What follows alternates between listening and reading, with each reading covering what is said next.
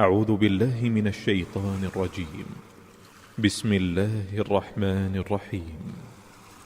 حميم والكتاب المبين إنا أنزلناه في ليلة مباركة إنا كنا منذرين فيها يفرق كل أمر حكيم أمرا من عندنا إنا كنا مرسلين رحمة من ربك إنه هو السميع العليم رب السماوات والأرض وما بينهما إن كنتم موقنين لا إله إلا هو يحيي ويميت ربكم ورب آبائكم الأولين بل هم في شك يلعبون فارتقب يوم تأتي السماء بدخان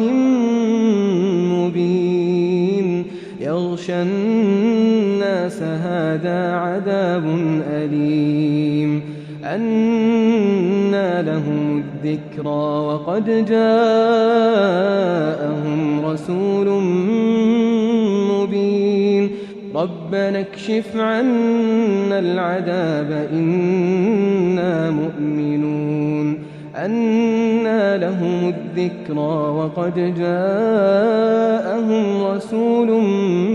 مبين ثم تولوا عنه وقالوا معلم مجنون إنا كاشف العذاب قليلا إنكم عائدون يوم نبطش البطشة الكبرى إنا منتقمون ولقد فتنا قبلهم قوم فرعون وجاءهم رسول كريم أن أدوا إلي عباد الله إني لكم رسول أمين وأن لا تعلوا على الله إني آتيكم بسلطان مبين وإني عذت بربي وربكم أن ترجمون وإن لم تؤمنوا لي فاعتزلون فدعا ربه أن هؤلاء قوم مجرمون فأسر بعبادي ليلا إنكم متبعون واترك البحر رهوا إنهم جند مغرقون كم تركوا من جنات وعيون وزروع ومقام كريم ونعمة كانوا فيها فاكهين كذلك وأورثناها قوما آخرين فما بكت عليهم السماء والأرض وما كانوا منظرين ولقد نجينا بني إسرائيل من العذاب المهين من فرعون إنه كان عاليا من المسرفين ولقد اخترناهم على علم على العالمين وآتيناهم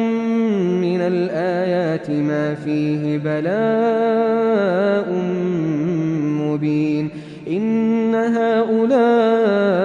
ليقولون إن هي إلا موتتنا الأولى وما نحن بمنشرين فأتوا بآبائنا إن كنتم صادقين أهم خير أم قوم تبع والذين من قبلهم أهلكناهم إنهم كانوا مجرمين وما خلقنا السماوات والأرض وما بينهما لاعبين ما خلقناهما إلا بالحق ولكن أكثرهم لا يعلمون إن يوم الفصل ميقاتهم أجمعين يوم لا يغني مولى عن مولى شيئا ولا هم ينصرون إلا من رحم الله إنه هو العزيز الرحيم إن شجرة الزقوم طعام الأثيم كالمهل يغلي في البطون كغلي الحميم خذوه فاعتلوه إلى سواء الجحيم ثم صبوا فوق رأسه من عذاب الحميم ذق إنك أنت العزيز الكريم إن هذا ما كنتم به تمترون إن المتقين في مقام أمين إن المتقين في مقام أمين في جنات وعيون يلبسون من سندس وإستبرق متقابلين كذلك وزوجناهم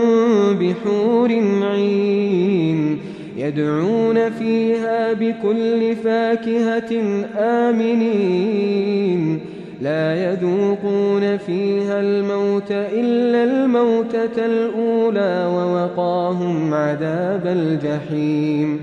فضلا من ربك ذلك هو الفوز العظيم فإنما يسرناه بلسانك لعلهم يتذكرون فارتقب إنهم مرتقبون